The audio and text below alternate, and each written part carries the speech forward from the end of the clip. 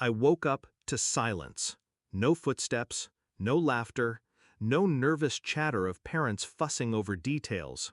Only one thing waited on my nightstand, a letter in my sister's handwriting. "We're gone. Paris was calling louder than your wedding bells.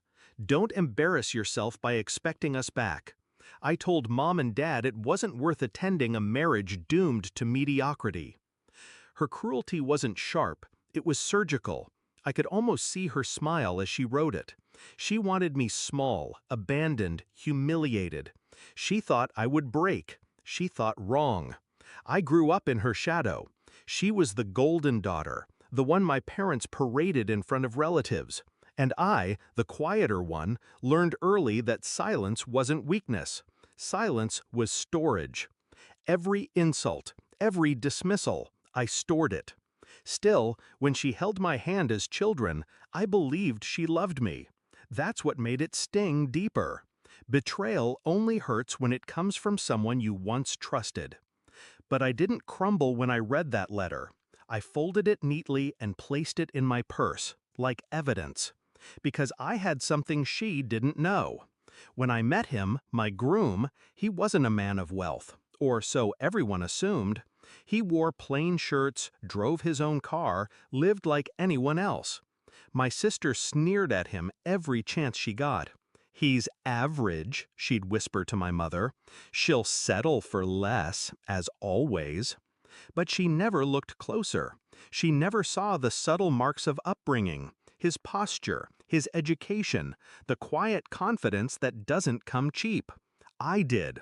And I knew the truth long before she tried to erase me with a plane ticket to Paris. His family didn't just have money. They had empires. Old wealth, the kind that doesn't scream, it whispers. The kind that could buy the city she fled to, brick by brick. She thought she left me with nothing. She actually cleared the stage for me. The ceremony began. Cameras, lights, whispers filling the air. Not just a wedding, broadcasted live. A family this powerful doesn't hide their celebrations. As I walked down the aisle, my hand steady in his, I knew somewhere in Paris my sister's arrogance was cracking. And then it came. My phone buzzing again and again, like a wasp desperate to sting. Her name flashing across the screen. 10 calls, 20, 30. She was watching. She had to be. Maybe in a hotel room with our parents beside her, realizing too late what they had traded me for. I didn't answer. Silence can scream louder than words. The calls didn't stop after the ceremony. They grew frantic. Texts poured in. "Why didn't you tell me? I'm sorry. Pick up, please." I read every word, my lips curving into something that wasn't quite a smile.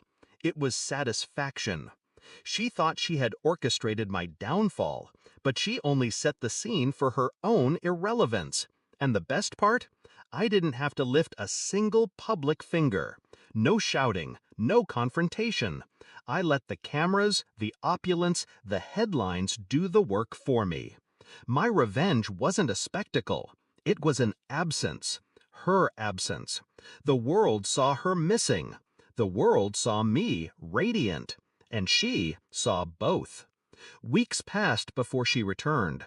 Paris hadn't been enough to drown her shame. She walked into our parents' house with forced cheer, but I noticed the crack in her voice. She asked to see me.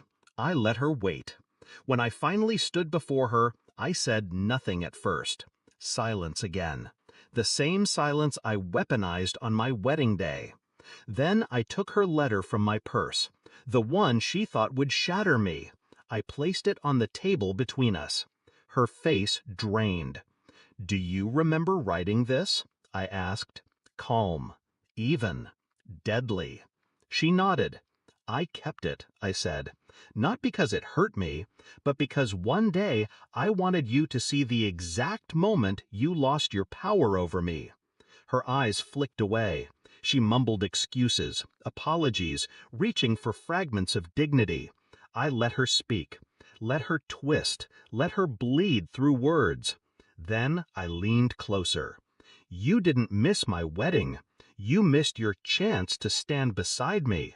And that seat, it's gone forever. Revenge isn't loud. It doesn't need to be cruel. It just needs to be precise. I didn't ruin her life. I didn't expose her. I didn't drag her name through dirt. I simply lived, higher, brighter, untouchable. And every time she sees a photo of that day, every time she remembers the silence of her unanswered calls, she'll know I didn't need to destroy her. I just needed to leave her behind. Because sometimes the sharpest blade isn't rage, it's silence. And mine cut deeper than anything she imagined.